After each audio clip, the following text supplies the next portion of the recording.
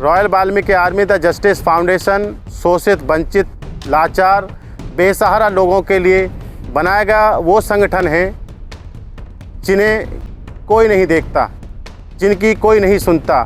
उन्हें न्याय दिलाने के लिए, उन्हें शोषण मुक्त करने के लिए ये संगठन का गठन किया गया है। तो मैं आपसे सभी से एक हाथ जोड़ के विनती करूंगा, राजा बनो प्रजा बनना छोड़ दो, ताज पैरों कराना छोड़ दो, मांगना छोड़ दो। जैसे बाबा साहब के 3 मूल मंत्र थे ना, शिक्षा, संघर्ष और संकल्प, ऐसे ये 3 मूल मंत्र है, राजा बनो प्रजा बनना छोड़ दो, ताज पैरों कराना छोड़ दो, मांगना छोड़ो, देना छोड़ो। आज भविष्य इतना खतरे में आ गया, जो लोग एमसीडी में पद की नौकरी ले रहे हैं वो अपने बच्चों की नौकरी लगा पाएंगे। वो अधिकारी जानता है कि तुम कर क्या रहे हो। जिस दिन रेड पड़ेगी ना, समाज का नुकसान होगा, ना कि वहां बैठे सुपरवाइजर का, पार्षद का होगा। कि जमीन मेरी लेकिन फसल ठाकुर की। हाँ, बहुत अच्छे हैं। जमीन मेरी, फसल ठाकुर की, घर मेरा, अनाज ठाकुर का।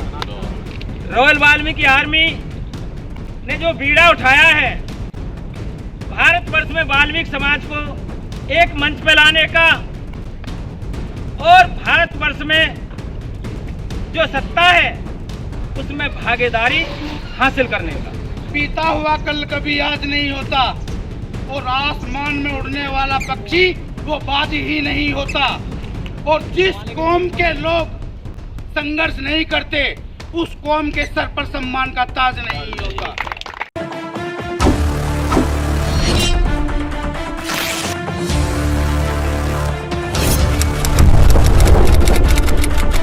जय वाल्मीकि, जय भीम। यहाँ पर मेरे जितने भी भाई आए हैं, मैं उनका दिल की गहराइयों के साथ बहुत बहुत हार्दिक स्वागत करता हूँ कि वो यहाँ पर आए। और हमारे आयोजक हैं रजनी चड्ढा जी, उनका भी मैं दिल की गहराइयों के साथ धन्यवाद करता हूँ कि उन्होंने इस इतने अच्छे प्रोग्राम का आयोजन किया। साथियों, जैसे कि एक बात थी, अभी पूछा था कि जैसे हमारे संगठन का नाम है royal Valmiki Army The Justice foundation. Royal Valmiki Army The Justice foundation शोषित, वंचित, लाचार, बेसहारा लोगों के लिए बनाया गया वो संगठन है जिन्हें कोई नहीं देखता, जिनकी कोई नहीं सुनता। उन्हें न्याय दिलाने के लिए, उन्हें शोषण मुक्त करने के लिए ये संगठन का गठन किया गया है, जिसमें हमारे समाज के बहुत ही भाई हैं। और वो केवल एक वाल्मीकि समाज के लिए नहीं बल्कि सर्व समाज के लिए काम करेगा। सभी छोटे बड़े भाइयों को जय भीम, जय भारत। आपको शायद पता होगा कि जब बाबा साहब बैरिस्टर बन के आए थे तो पतंगे लग गए थे इन सबको। वो जानते हो आप लोग किन किन को पतंगे लग गए थे। तो अगर आपको सम्मान ही देना है तो पहले अपने का सम्मान दीजिए, उनकी कॉलर साफ कीजिए, बदहाली मत कीजिए जिस तरीके से मैं यहाँ देख रहा हूँ। आप बताइए कि कौन ऐसा परिवार है हमारे समाज के अंदर जो अपने बच्चों को एजुकेशन नहीं दे रहा, चाहे वो मजदूरी करके पढ़ा रहा है। एक भी बता दीजिए। कोई भी नहीं है ऐसा जो अपने बच्चे को नहीं पढ़ा रहा है। एजुकेशन का मार्गदर्शन राइट हुआ जो बाबा साहब ने बोला। तो मैं आपसे सभी से एक हाथ जोड़ के विनती करूंगा, राजा बनो प्रजा बनना छोड़ दो, ताज पैरों कराना छोड़ दो, मांगना छोड़ दो। जैसे बाबा साहब के 3 मूल मंत्र थे ना, शिक्षा, संघर्ष और संकल्प, ऐसे ये 3 मूल मंत्र है, राजा बनो प्रजा बनना छोड़ दो, ताज पैरों कराना छोड़ दो, मांगना छोड़ो, देना छोड़ो। जब तक आप लोग सत्ता में नहीं आओगे, जितना मर्जी पढ़ा लो, ऐसे ही मारे जाओगे जैसे ये पूर्णचंद महाराज। ना तो आपके पास उद्योग, ना आपके पास राजनीतिक स्टेटस, ना आपके पास पॉलिटिकल बेस, ना ही आप IAS, IPS, UPSC में कहाँ हो आप। एक ही गाना बजता है, हाय झाड़ू हाय सीवर, हाय झाड़ू हाय सीवर। मेरी माँ कर गई, मेरा बेटा करे, उसके बाद पुस्तानी हो गया। सावित्री बाई फुल्ले हो गए, ज्योतिराव गार्गे साहब हो गए, बाबा साहब अम्बेडकर का परिवार हो गया। इतना संघर्ष व्यक्ति भी देने का तुम लोगों ने सबने उसको मिट्टी में करके रख दिया। तुम लोगों ने जाटव समाज सुधर गया, धोबी समाज सुधर गया, मल्ला माझी समाज सुधर गया, सब पार्लियामेंट में बैठे हुए हैं, उनके बच्चे यूपीएससी में बैठे हुए हैं। शेड्यूल कास्ट के 3 कैटेगरी में बांटा, OBC, SC, ST। General category को ये था कि तू हमारे यहाँ का है नहीं, आ रही है तू बाहर कर। तेरे को आरक्षण का छूट नहीं है। तू वो अपने आप को जनरल कह रहे, सरमाएदार कह रहे, सोन जाति का कह रहे, वो कहते रहे, पर उनको ये था कि तू यहाँ रहेगा, तेरी जाति को अगर यहाँ रहना है तो भाई साहब तुझे सब चीजों के लिए ना खर्चा करना पड़ेगा। तो यही कहूँगा लास्ट में कि थोड़ा सा उस आदमी ने जो अकेले उस समय में मेहनत की थी, सब जातियों ने फायदा उठा लिया, इस जाति ने फायदा नहीं उठाया। उठा लो। अगर कोई व्यक्ति विशेष तुम्हारे बीच में आए हैं तो उस फायदे को देखो, उठा लो। इसके अलावा मेरे पास कुछ नहीं है। धन्यवाद। जय भीम, जय भारत। आज भविष्य इतना खतरे में आ गया, जो लोग एमसीडी में पद की नौकरी ले रहे हैं वो अपने बच्चों की नौकरी लगा पाएंगे। वो अधिकारी जानता है कि तुम कर क्या रहे हो। जिस दिन रेड पड़ेगी ना, समाज का नुकसान होगा, ना कि वहां बैठे सुपरवाइजर का पार्षद का होगा। कम कहना, ज्यादा समझना। इसलिए वापसी कीजिए और अपनी बात को मजबूती से अधिकारी के सामने रखिए। मेरी बात समझिए आप। वो सुपरवाइजर, वो यूनियन का नेता चाहता ही नहीं है कि आपका भला हो जाए। जिस दिन तुम जागोगे, पूर्ण रूप से तुम अपने विभाग में अपना कार्य कर रहे होगे, उन्हें लालच है आपके 5,000, 6,000, 10,000 का। तो ऐसे लोगों के खिलाफ भी मोर्चा खोलने का काम है रॉयल वाल्मीकि आर्मी करने जा रही है। बताओ, हमारे लोग रोज पिट रहे हैं, रोज रेप हो रहे हैं, शिक्षा के क्षेत्र में नहीं, कंपटीशन में हमें बैठने दिया जा रहा, ठीक है, स्वास्थ्य में हमें आने दिया जा रहा, रोजगार में हमें पीछा कर दिया, धकेल दिया, मंदिरों में जाने नहीं दिया जा रहा। घोड़ी में बैठ जाए बच्चे, पढ़ लिख के अच्छे कपड़े पहन ले तो घृणा हो रही है हमसे। आखिर भैया क्या है, हमने आपसे छीन क्या लिया? भारत के नागरिक आप भी हैं, हम भी हैं। भारत आपका भी बराबर का दर्जा देता है, हमें भी बराबर का दर्जा देता है। आप होते कौन है? एक कविता है मनीष जी की, किसी ने सुनी हो, कि जमीन मेरी लेकिन फसल ठाकुर की। हाँ, बहुत अच्छे हैं। जमीन मेरी, फसल ठाकुर की, घर मेरा, अनाज ठाकुर का। आपने अगर ये कविता सुनी हो तो इस कविता में सारा हमारा संघर्ष है कि सारी मेहनत मैं करता हूँ लेकिन अनाज किसका होता है। इसका कारण है, इसका कारण सिर्फ एक ही है जिस पे मैं विश्वास करता हूँ, और मेरे जीजा जी हैं रजनीश चड्ढा जी। तो मेरी विचारधारा सिर्फ यही है कि हमें सिर्फ शिक्षित बनना है सर्वप्रथम। दूसरा, हमें अपने अधिकारों का ज्ञात होना चाहिए कि मेरे अधिकार क्या क्या हैं। देश में सभी वर्गों के लोग, मैं तो यही कहूँगा, सभी वर्गों के लोग आज़ाद हो चुके हैं, लेकिन हमारा समाज आज़ाद नहीं।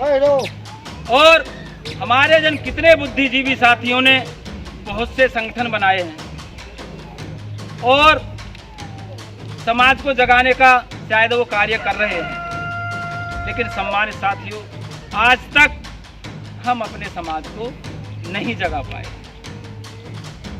रॉयल वाल्मीकि आर्मी ने जो बीड़ा उठाया है भारतवर्ष में वाल्मीकि समाज को एक मंच पे लाने का और भारतवर्ष में जो सत्ता है उसमें भागीदारी हासिल करने का, भारतवर्ष में हो रहे हर प्रदेश, हर जिले, हर क्षेत्र में वाल्मीकि समाज पर जो शोषण हो रहा है, वाल्मीकि समाज के हकों का जो हनन हो रहा है, वाल्मीकि समाज को जो सत्ता में भागीदारी नहीं मिल रही है, रॉयल वाल्मीकि आर्मी उसे पूर्ण करना चाहती है। सम्मानित साथियों, जो भी पार्टियों में विधायक बनते हैं या एमएलए बनते हैं या एमपी बनते हैं, सम्मानित साथियों, वो जज्बे वाले नहीं होते हैं, वो किरदार निभाने वाले नहीं होते हैं, और पार्टी हमेशा ऐसे टट्टुओं को चुनती है कि जो उनके आगे बहरे गूंगे बन के बैठे रहें, अपने समाज के हकों की बात ना करें। बीता हुआ कल कभी आज नहीं होता, और आसमान में उड़ने वाला पक्षी वो बाज ही नहीं होता। और जिस कौम के लोग संघर्ष नहीं करते उस कौम के सर पर सम्मान का ताज नहीं होता, क्योंकि संघर्ष करना बहुत जरूरी है। क्योंकि हमारे लोगों को अगर शासक सत्ता की जमात तक पहुंचना है तो सड़क पर उतरना होगा और अपने लोगों को लेकर के संघर्ष करना होगा।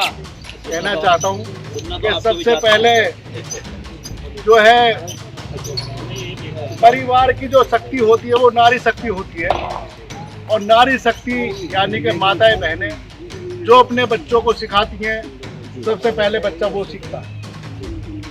वो बताती है, बेटे ये मंदिर है और ये मस्जिद है और ये तेरे चाचा है। नमस्कार देशवासियों, भारतवासियों, आज मैं ऐसी शख्सियत के बीच में आ गई बैठा हूँ जिन्होंने एक मुहिम को तैयार किया है जिसका नाम है Justice Royal Valmiki Army The Justice Foundation. KC Beniwal ji नमस्कार। इंस्पेक्शन मीडिया ग्रुप में आपका धन्यवाद। मैं आपसे पूछना चाहता हूं कि जो हो रहा है देश के अंदर, वाल्मीकि समाज के साथ बहुत उत्पीड़ना दिखाई दे रही है। सोशल मीडिया पे इतना चल रहा है कि अगर देखा जाए तो रोना आता है।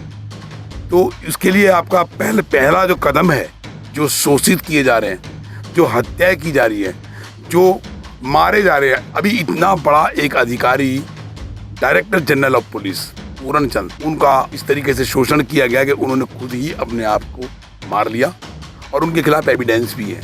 उसके लिए आपकी क्या तैयारी है, आप क्या कहना चाहते हो?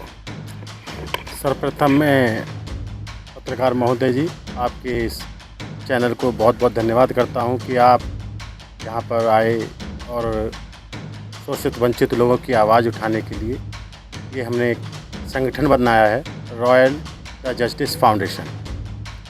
इसमें जैसे कि आपने भी बताया कि एक हमारे अधिकारी हैं वाई पूरन जी, उन्होंने इतना गैर समाज ने या बड़े अधिकारी होने के लीजिए, उन्होंने इतना प्रेशर और इतना शोषण उनका किया कि उन्हें आत्महत्या करने पर मजबूर कर दिया गया। Royal Valmiki Army The Justice foundation इस तरीके से जहाँ भी होगा वहाँ, चाहे वो अधिकारी हो, आम आदमी हो, उन्हें पूर्ण रूप से न्याय दिलाने का कार्य करेगी। और जितना भी अधिक से अधिक जहाँ पर भी शोषित वंचित लाचार लोग होंगे वहाँ रॉयल वाल्मीकि आर्मी पहुँचने का पूर्ण रूप से कार्य करेगी। सिर्फ वाल्मीकि समाज के लोगों को इसके अंदर जगह मिलेगी या सारे दलित समाज को, ओबीसी समाज को, एससी समाज को? पूरे बहुजन समाज को हम इस royal Valmiki Army The Justice foundation में जगह देंगे। कोई भी जो बहुजन हैं वो royal Valmiki Army The Justice foundation में को अटेंड कर सकता है और अपनी भागीदारी भी कर सकता है। इसमें जो अभी आपकी जो तैयारी है, आपने देखा जाए तो रॉयल वाल्मीकि का डंका बजा पड़ा पूरी दिल्ली के अंदर। अब उत्तर प्रदेश में भी आपने इसका खाता खोल दिया है। तो दिल्ली में तकरीबन 25 से 28 लाख लोगों की आपकी संख्या है सिर्फ वाल्मीकि समाज की। लेकिन 28 लाख होने के बावजूद भी वो राजनीतिक, वो मास्टर की से वंचित है, यूपीएससी से वंचित है। उसके लिए आपका क्या कहना है? 16,000 बच्चे इंस्पेक्शन मीडिया ग्रुप ने उसमें से खोजे जो हाथ में पढ़े लिख के डिग्री लेके घूम रहे हैं, लेकिन उनको स्थान नहीं है। स्थान सिर्फ एक ही रीजन कि उनके पास राजनीतिक स्टेटस नहीं है, चाबी नहीं है। उसके लिए आपका क्या कहना है? पत्रकार जी, आपने देखा कि अब तक जितने भी वाल्मीकि समाज के, आपने जैसे कि बताया कि दिल्ली में बहुत भारी तादाद में वहाँ पे वाल्मीकि समाज है, लेकिन राजनीतिक सत्ता के आधार पर कोई भी नहीं है। जितने भी हैं सब गैर समाज की पार्टियों में हैं और उनकी ही सेवा में लिप्त हैं। जल्द ही हम अपने इस पूरे समाज को जो दिल्ली में है उसे इकट्ठा करने का कार्य भी करेंगे, कैडरिंग करेंगे। चाहे हमें उसे कैडरिंग के माध्यम से किसी भी तरीके से ये करना हो, हम उसे कैडरिंग द्वारा एक करने का प्रयास करेंगे। आप न्यायपालिका के अधीन काम करते हो, बहुत सारे लोगों की समस्याओं को भी बीच में लाके उसका निवारण भी करवाते हो कोर्ट ऑफ जुडिशल पावर से। लेकिन आपके समाज के अंदर ज़्यादातर देखा जाए तो ज़्यादातर लोगों की जो सिफारिशें लगती है, ना कि बिजनेस के लिए, ना कि जॉब के लिए, ना कि पढ़ाई लिखाई के लिए, सिर्फ क्राइम के लिए ज़्यादा लगती है। ये वाच की गई है बातें, हमने नोट किया है। लोगों के अगर फ़ोन आते तो यार मेरा लड़का पकड़ लिया, या उससे झगड़ा हो गया, या उसको पीट दिया, या उसका चालान कर दिया। ज़्यादातर वाल्मीकि समाज के जो बच्चे हैं उनको फंसाया जाता है या उनके पर मतलब उनको उत्पीड़ना दी जाती है। तो इसके बारे में आपका कहना? इसके बारे में एक बहुत अहम चीज़ है कि आपकी जो पावर है, जो आप जो जुडिशल में बैठे हुए हो, न्यायपालिका में बैठे हुए हो, एक वकील हो, तो आपको सर्व ज्ञान है सीआरपीसी का, आईपीसी का, बीएनएस का, जो भी अब साहित्य, जो नई नई चीज़ें अब पार्लियामेंट बनती गई और नए नए मंत्री आते गए और नए नए तरीके से वो कानून का संशोधन करने लगे। तो उसके लिए इस समाज के जो बच्चों को सिफारिशें चाहिए होती है सिर्फ क्राइम के लिए के माध्यम से, उनके परिवारों को उन पर मुकदमे भी बना दिए जाते हैं सिर्फ पिटाई से बचने के लिए। उसके लिए आपकी क्या मुहिम है? आप किस तरीके से इनको वाच करोगे? पत्रकार जी, मैं आपको बता दूं, जो आपने कहा है कि इस समाज के ही अधिकतर सिफारिशें हैं, ये गलत बात है। हमारे समाज में पढ़े लिखे व्यक्ति भी हैं, लेकिन जो व्यक्ति अन्य पार्टियों में या अन्य संगठनों में गैर समाज के हैं, वो हमारे समाज के, आपने देखा होगा हमारे समाज में अधिकतर संख्या अशिक्षित लोगों की, दूसरा पैसे की। तो केवल हमारे समाज को मिसयूज़ किया जाता है, लेकिन ऐसा नहीं है कि वो पढ़े लिखे नहीं हैं या उन्हें किसी चीज़ का ज्ञान नहीं है, केवल उनका मिसयूज़ किया जाता है। नहीं, पढ़ाई लिखाई के बारे में नहीं है। पढ़ाई लिखाई के बारे में आप ठीक हो इस टाइम, क्योंकि अगर पढ़ाई लिखाई नहीं होती तो आज की तारीख में पूर्ण चंद जैसे जो है ना IPS अधिकारी दिखाई नहीं देते, और आप जैसे वकील दिखाई नहीं देते, और हम जैसे जर्नलिस्ट दिखाई देते। सच्चाई है ये, हम लोग सब एक हैं। लेकिन इसमें जो ये निकल के आ रहा है, मैंने जो बोला, खास करके दिल्ली में बहुत सारी पुनर्वास कॉलोनियाँ हैं, है ना, बहुत सारी झुग्गी झोपड़ियाँ हैं, उनमें सिफारिशें सिर्फ होती है तो क्राइम को लेके होती है, रोजगार को लेके, शिक्षा को लेके सिफारिशें नहीं होती है, जॉब को लेके सिफारिशें नहीं होती। उसके लिए आपका क्या कहना है? देखिए, मैं बताना चाहूँगा उन बच्चों के लिए जो आपने कहा, वो अच्छी बात कही आपने, और ये चीज़ें देखने को मिल भी रही हैं। क्राइम में हमारा नाम ज़्यादा क्यों आ जा रहा है?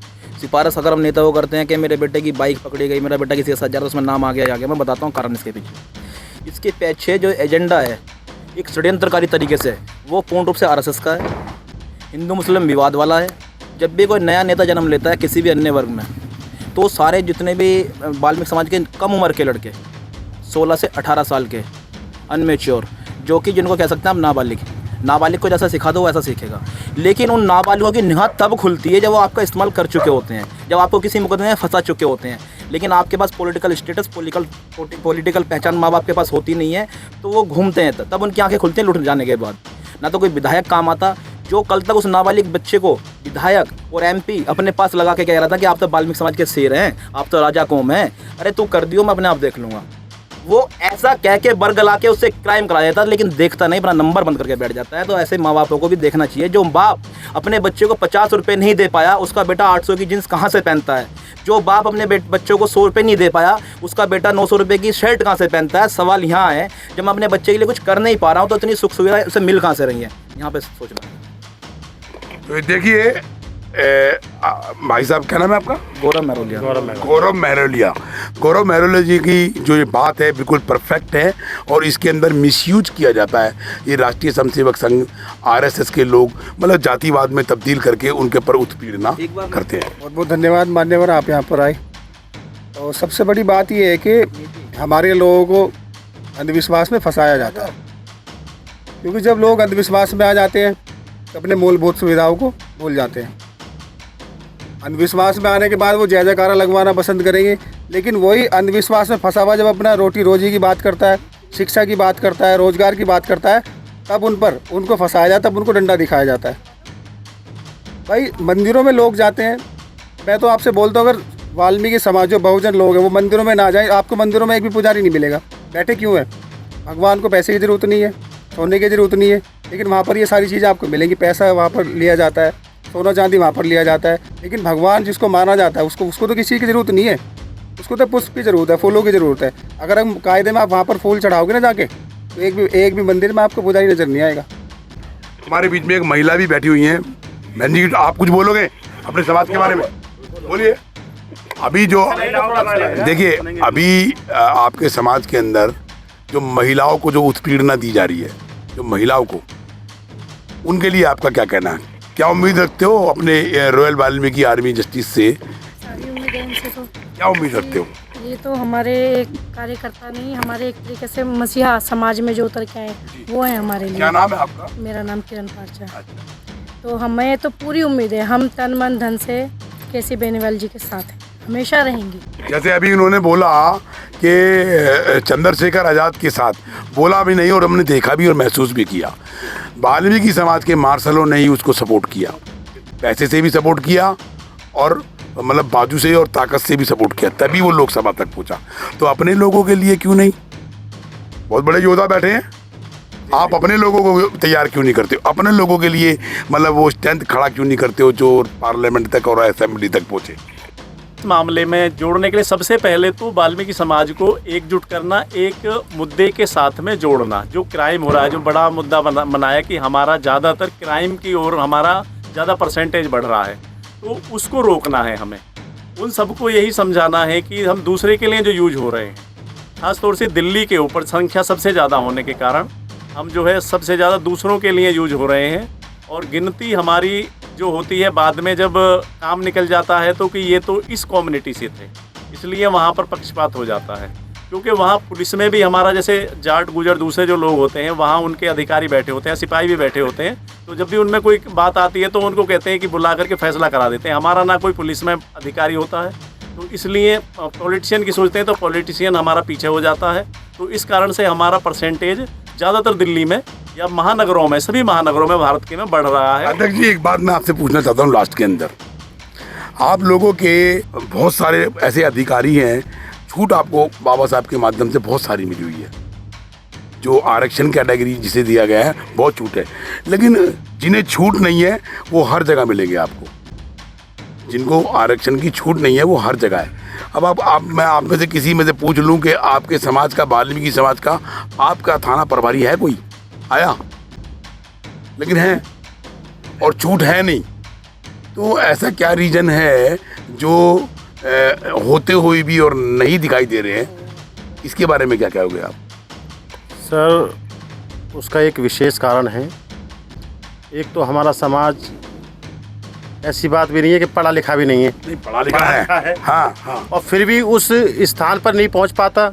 उसका कारण ये है कि वो जो वहाँ जो बैठे हुए हैं सिलेक्शन ऑफिसर, जितने अधिकारी हैं वो उन्हीं समाज के हैं और उन्हीं लोगों को सिलेक्ट करते हैं। उन्हें पता चलता है कि ये एससी तो है, लेकिन एससी में ये किसका है कि ये वाल्मीकि समाज से, ये जाटव समाज से, ये सैनी समाज से। तो जो अधिकारी होगा वो देखेगा कि एससी समाज में ये कहाँ किसका है कि जाटव समाज का, जी इन्हें ले लो। इसके लिए आपकी तैयारी क्या है? नजर नहीं आता। इसके लिए तैयारी अभी आपने देखा होगा कि लास्ट ईयर में एक वर्गीकरण का जो मुद्दा उठा था, हम उसे भी आगे बढ़ाने का भी कार्य करेंगे। Royal Valmiki Army The Justice foundation जो इसका नाम रखा गया है वो न्याय से संबंधित ही रखा हुआ है। हर उस मुद्दे को हम उठाने का कार्य करेंगे जो समाज के हित में होगा। तो मैं अपनी बात यही समाप्त करता हूँ, विराम करता हूँ और सभी वाल्मीकि समाज के लोगों से एक बात रखता हूँ कि आपका जो पिछड़ा हुआ समाज है, जहाँ से वंचित है, जिस जगह पर उनकी पहुँच नहीं है, वहाँ तक लाने की कोशिश करेगा ये रॉयल वाल्मीकि आर्मी, किसी बेनीवाल जी का ग्रुप। जय हिंद, जय भारत, वंदे मातरम। रॉयल आर्मी जिंदाबाद, रॉयल आर्मी जिंदाबाद। समाज में हो रहा भ्रष्टाचार हम कराएंगे रूबरू। शासन और प्रशासन में बैठे जनप्रतिनिधि जिन्हें जनता चुन के लाती है, हम दिलाएंगे जनता का अधिकार संविधान के तहत। अपराधी चाहे प्रशासनिक हो या शासनिक, हम करेंगे उनकी खोज और करेंगे पड़ताल संविधान के तहत। सबके लिए समान, सबके लिए बराबर।